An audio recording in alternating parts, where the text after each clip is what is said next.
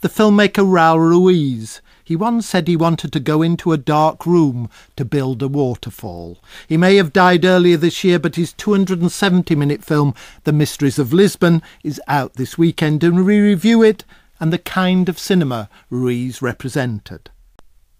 Raúl Ruiz was almost Victorian in his prodigality, writing more than 100 plays in 6 years and later on making over 100 films, including seemingly impossible projects such as an adaptation of Proust, Time Regained, of Calderon's Life's a Dream and Stevenson's Treasure Island. Born in Chile, exiled in France after the overthrow of Allende, he died earlier this year, yet somehow characteristic of his unquenchable energy that he won't keep quiet even in death. And this week sees the release of his latest film, Mysteries of Lisbon, based on a novel written by the 19th century novelist Camilo Castelo Branco. The film centres, if that's the word, on an orphan boy and on his identity. It moves from Portugal to Italy to France and as far as Brazil. Think of it as a 19th century European novel meeting a Latin American soap opera. It's awash with characters, plot lines. The film historian Ian Christie has seen it. We're going to use this as a way of thinking about Ruiz. Tell us something about him, Ian. He was an extraordinary figure. I remember the first time I met him in the 1970s. We found ourselves talking about Chesterton within a few minutes. Who would have thought it? And whenever you encountered one of Ruiz's films or encountered him in person, he was always opening up a new avenue, a new insight into a new enthusiasm. He loved philosophy. He loved Oxford philosophy. He loved Arab philosophy.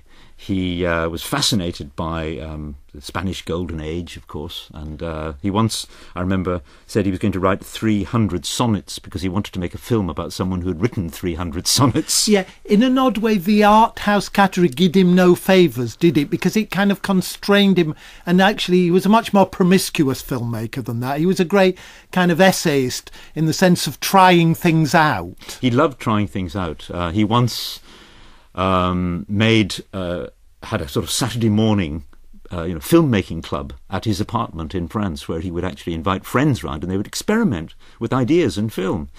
He made an enormous number of short films for the French television company, which allowed him to really range far and wide. He would make films to accompany exhibitions at the Beaubourg, and this gave him a chance to indulge all his interests and enthusiasms. He was very hard to fit into any box, and he also loved trash, junk. Yeah. Well, I was going to say your point about the art house not being quite the right place for him. I mean, The Mysteries of Lisbon was going to be a kind of 6-part soap opera. I mean, try and just give us a flavour of it briefly.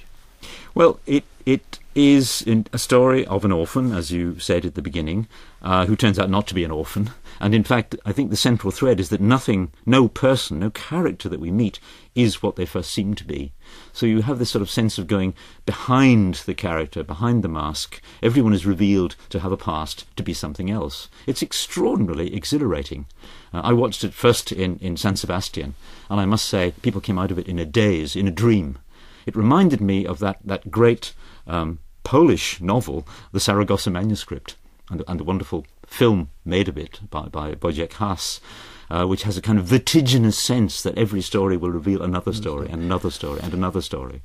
Do you think in the end he became a kind of festival darling, which is both a wonderful thing to be and a kind of tragedy, which is, it's very hard to see his films apart from in certain kind of places, and that he is a wonderful kind of figure, a kind of post-Godardian figure, but he somehow with his dying went a certain kind of filmmaking? Well, he loved the idea of using television. He's done this 2 or 3 times before, to use the fact that television wants a long-form work and will give you space. And he made an earlier film in the Canary Islands, which exists in a TV version, 6 hours, and in a cinema version. So he did that again for this because he knew that he needed the scale and the size. And this is a very long film, but for me it passes at tremendous speed. You want to know what's happening next. I haven't seen the television version, which is 6 1-hours, and I believe that's just as exciting and just as exhilarating. So yes, we have lost something, and I think what we've lost perhaps is, well, we haven't lost it, but the sense of curiosity that Ruiz had. He was endlessly interested in things, And he reminded me of Michael Powell, who once said that his entire education he owed to cinema. It had led him in so many directions, had opened so many doors to him. Raúl was like that. He used the possibility of making films about everything under the sun to further his interests. A couple of last questions. The first, it always seems to me he much better sits with the magical realist fiction writers of Latin America than he does with a lot of cinema. Yes, he's a very literary figure, that's true, and of course we tend to look at him a bit through Borges. And he reminds us of Borges. He had some very sort of witty and interesting things to say about Borges.